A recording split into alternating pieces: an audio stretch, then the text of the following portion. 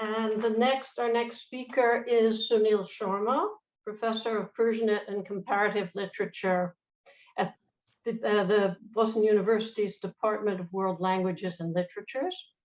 He's the author of several books on various aspects of medieval and early modern Persianate literary cultures, especially in South Asia. He has an enduring interest in the works of Amir Khusraw and has translated his poetry into English. His most recent book was Mughal Arcadia, Persian Poetry in an Indian Court, Harvard 2017. He is the current president of the Association for the Study of Persianate Societies, ASPS. So Sunil will be talking today on the early transmission history of Amir Khusraw's historical Masnavis. Sunil. Thank you, Beatrice. And I'd like to thank Shiva and Matt and Sabina as well for inviting me to this wonderful conference and presenting this sort of a new project here for the first time. I'm not sure, can you see my screen? Yes.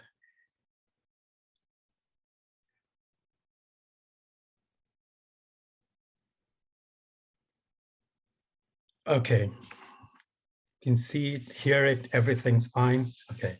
Everything's fine. Good. Okay.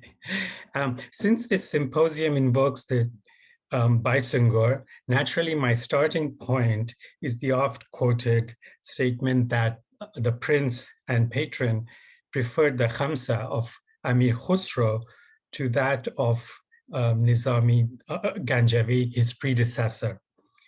And I think when I first met Shiva, this is what she mentioned to me, and that kind of sparked my interest to work on this topic. And I'll just put up an image of an early 15th century Timurid period Khamsa here that perhaps Baysunghur would have seen something like this, although I'm not sure if we know which Khamsa of Amir Khusraw's he would have seen or read. The literary historian Daulat Shah Samarkandi mentions this tidbit of information in his late Timurid period biographical dictionary, Tazkiratul Shuara. In comparing Khusraw's Khamsa, comprising 18,000 verses, to Nizami's, which has 28,000, Daulat Shah writes, quote, "It is amazing that in some expressions, Khusraw is long-winded and in some concise. The conciseness, his rhetoric, and eloquence are lovely and desirable," end quote. Prince Baysunghur preferred Khusraw's Khamsa, but his brother, the Amir Ulugh Beg, did not agree and liked Nizami's Khamsa to the point that the two would argue over this and compare individual verses in the two works. Daulat Shah adds that if the same difference of opinion had existed in his own time, quote, "In any case, the special meanings and subtleties of Amir Khusraw's exciting poetry kindles a fire in people's minds and shakes up the fortitude of lovers by its foundation," end quote. Daulat Shah also narrates that Baysunghur attempted to collect all of Khusraw's verses, but the project was abandoned after some time since it was impossible to make a full compilation of his vast output. And this, I should add, continues to be the fate of modern day scholars who work on the poems of Khusraw, because as you know, many of you would know, there is a lot of his poems have not been published. There are no proper editions or complete editions of either his Divan or all his Masnavis. The earliest manuscript of the Khamsa, dating from the late 14th century, is in the Abu Rehan Biruni Institute of Oriental Studies in Tashkent. And this has been studied in detail in Barbara Brenn's monumental book on the Khamsas of Amir Khusraw. Some of the other early illustrated manuscripts of the quintet are actually found in anthologies. And I've made a sort of preliminary list of some of these anthologies. And some of them have been studied by Barbara, Nora Titley, and Carolyn Singer. And here are two. This is the first one, is one of the oldest one that I could find from the early 15th century. And of course, for a literary and textual scholar like me, it's very interesting to see the collocation of works that are found in these anthologies. So here are two, one in the Chester Beatty Library. This famous one, the Baysunghur anthology, was mentioned and discussed at great length in Ilsa's wonderful paper yesterday. As we saw, it includes selections from the Khamsas of Khusraw, Nizami, and Khwaja Kirmani, including Firdausi Shahnameh and Attar's Mantiq-ut-Tair. Another one is this one in the British Library from early the first quarter of the 15th century in Herat, where the Khamsa appears in the margins of the Dahnameh, but excludes his Masnavi Majnoon Layla, which was written in response to Nizami's Layli Majnoon, but includes his Masnavi, Qiran Nameh, which is otherwise known as the Qiran-u-Sadain, in the margins of Nizami's Iskandar Nameh. As I said, this, the collocation, the grouping of these texts in these anthologies is of interest for us because they sort of point to the history of reading and reading preferences of patrons and readers at a particular time and place. And that's one of my side interests in this project. But really, what I'm interested in is in the other Masnavis of Khusraw other than the Khamsa. And the first one is here, the Qiran-u-Sadain, which is found in this anthology. And just in case you are not familiar with those Masnavis, I really call it Khusraw's other Khamsa. These are the Masnavis Qiran-u-Sadain, Miftah al-Futuh, Duwal Rani Khizr Khan, Nusiper, and Tughlaq Nameh.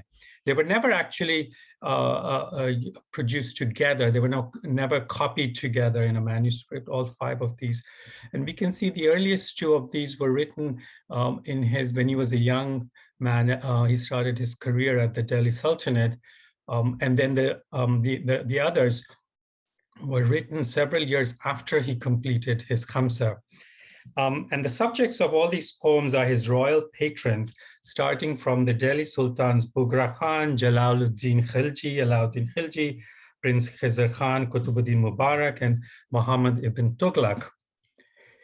If his fate was to remain an imitator of Nizami when it came to his Khamsa, it was in these historical poems that Amir Khusraw used his creative skills and was highly innovative in terms of form and content.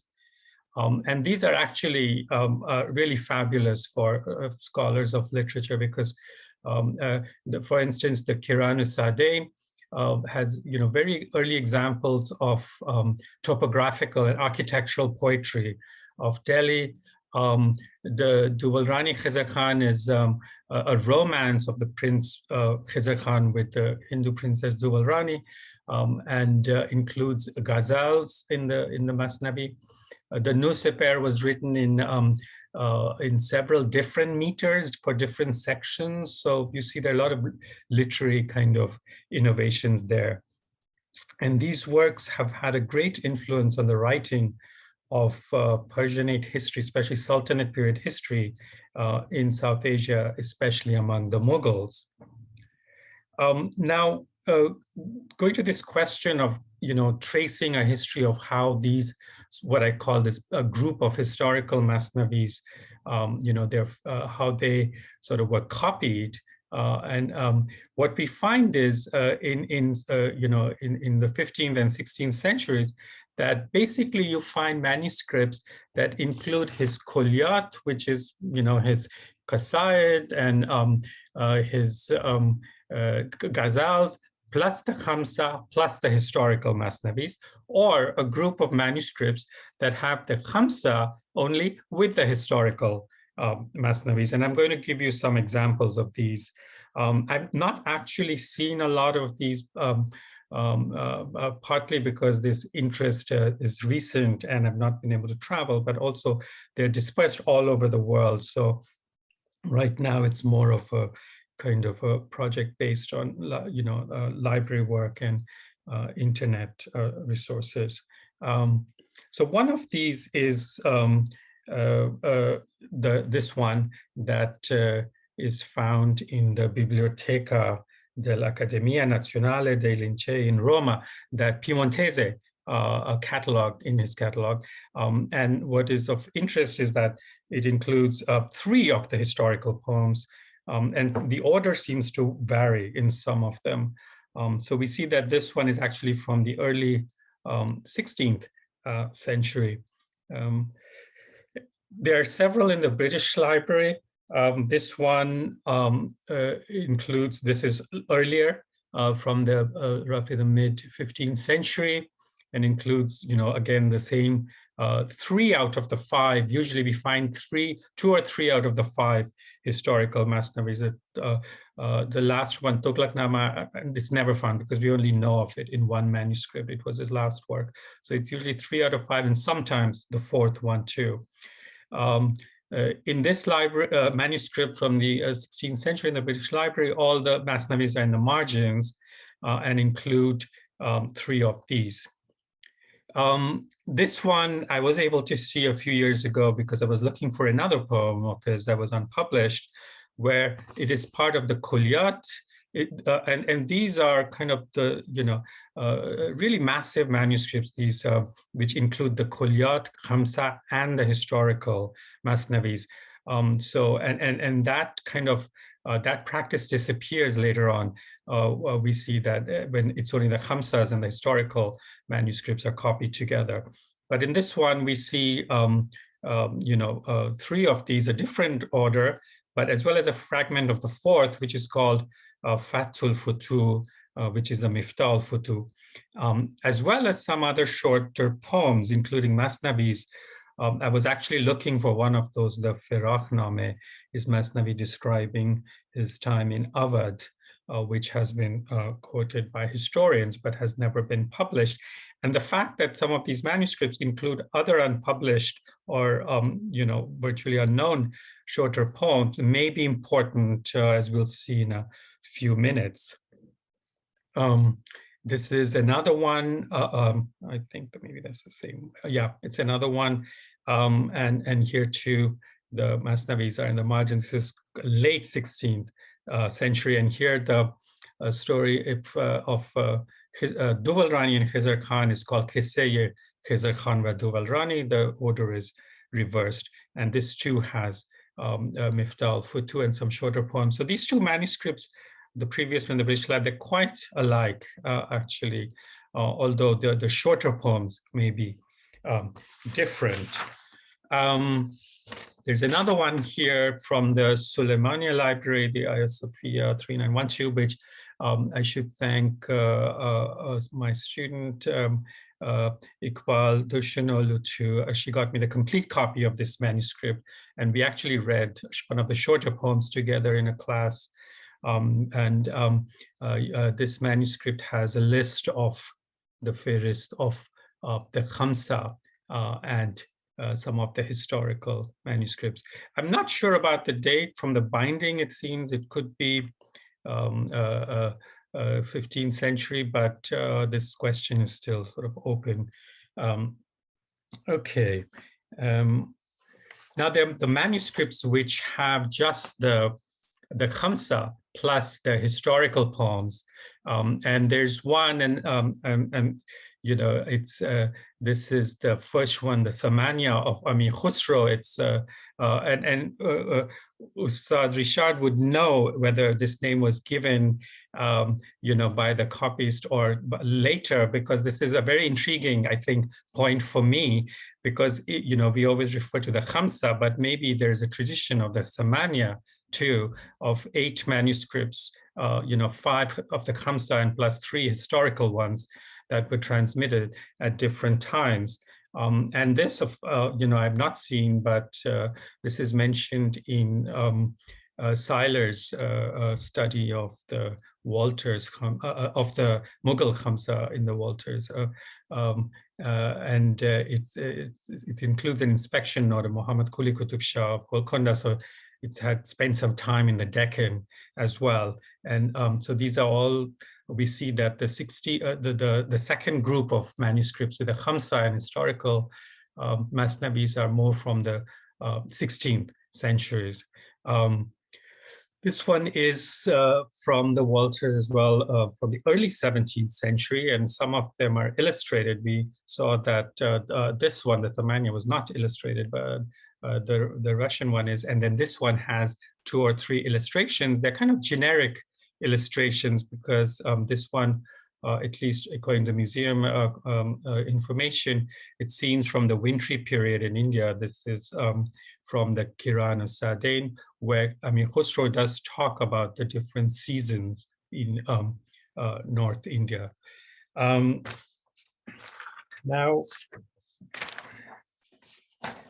I would like to turn to a different problem here. So illustrated copies of manuscripts with the historical Masnavis before the Safavid Mughal period are rare. As I mentioned, I would like to suggest that there may have been one more of these in existence, that is maybe a Samania or one of those kinds of manuscript.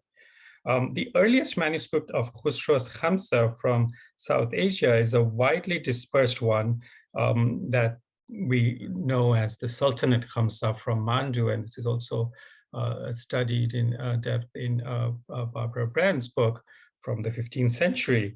And this consists of 32 paintings and 2 sarlos, and they're well known because of the style. They're sort of in this kind of rough, sort of almost calligraphy, but the pictures are a lot of fun in some ways. And they've also been studied by Héloïse Braque de la Perrière. This pre-Mughal manuscript produced in Mandu has always elicited more questions than answers, mainly with regard to its origin, patrons, and audience. Brent has noted that, quote, areas of both pictures and text are patched, sometimes haphazardly. Several pictures have not yet been published, and among those that have, there are instances where the identification of the subject has left something to be desired, end quote. One of these illustrations in the British Museum has been variously identified as the Lady of the Water Tower crosses the river to the Hindu, or the priestess of Kandahar worshipping an idol in the niche, And this is something that I became interested in, particularly when Lada Nakbania at the British Museum asked me to confirm the subject matter of this kind of enigmatic illustrations. And I knew it wasn't the priestess of Kandahar because that episode only occurs in Nizami's Iskandername, not in Khusraw's Aine Iskandari. So a bit of detective work that one can use. But and then I also thought it couldn't be a lady dressed like that. So my guess would be that this image illustrates the story of the devout Brahmin who crawls to his idol, and we see the same scene from Khusraw's Matla al-Anwar in a Mughal manuscript, in a Mughal painting, where you see the Brahmin, and you don't see the idol, and you see the Muslim pilgrim. But I would suggest this is that scene. So in order to confirm that this is that scene, I went to I went to the text of this folio to see if it actually was the story from the Matla al-Anwar, and found that it was actually from a totally different text. And it turned out to be, the text is from the Kirana Sardain, one of his historical manuscripts, and that we saw was often transmitted along with the Khamsa. And for me, this raises the question whether other historical poems, the ones that I've mentioned, could have been part of the Sultanate Khamsa, and which would provide further evidence of Khusraw's Masnavis being read and illustrated together, the Khamsa and the historical poems There's also another intriguing fragment in the Arthur Sackler Gallery that I just actually found very recently. I've been collecting all of these folios from the Sultanate Khamsa, from the meter of this poem, I so much wanted it to be part of the Kiran Sadain, the historical Masnavi, but I could not find the text there. And the meter Bahre Sari could also have been from the Matlai Anbar, but I couldn't find the text there either, which means that either the texts of those two Masnavis that we have today are not the same that were available in earlier times, or that this could be from one of Khusraw's other unpublished shorter Masnavis, which would also mean that they would have been included in the Sultanate Khamsa, just like the early manuscripts that I showed that included the poems with the Khamsa historical Masnavis and other shorter poems. So more work needs to be done on this. I would like to conclude here by saying that this is an exploratory attempt to trace the transmission history of a corpus of poems by Amir Khusraw, and as I said, what I call the historical Masnavis, or his other Khamsa, or his Samanya, if that was a historical term. There seems to be no manuscript, as I mentioned, ever produced of all his 5 poems together, but it would be, I think, useful especially for a history of reading of Persian classical literature, but also of Khusraw's poetry, to see how these poems were copied and transmitted in what collocations. Usually 2 or 3 or 4, sometimes, as we saw, these of the historical Masnavis were included, either with all his other poetic works or along with his Khamsa in manuscripts from the time of the late Timurids and early Safavids. And then I don't see very many manuscripts like this. This big project was kind of undertaken in the 15th century in the Timurid period, and then in the early Safavid. You don't even, I believe, find Mughal manuscripts that have a lot of these poems together. So basically, I guess I'm dealing with 2 issues in this project and paper that are related. One is this, what I call the history of reading and the transmission of these historical poems, and 2 is the Sultanate Khamsa, about which I have a lot to learn from my colleagues who have worked on this already. So perhaps we'll never know whether Prince Baysunghur also appreciated these historical poems, but it would seem so, or at least they would have been part of the big project to collect all of Khusraw's poems that Daulat Shah mentioned in his Tazkirah. Thank you. Thank you very much, Sunil, for a really fascinating paper.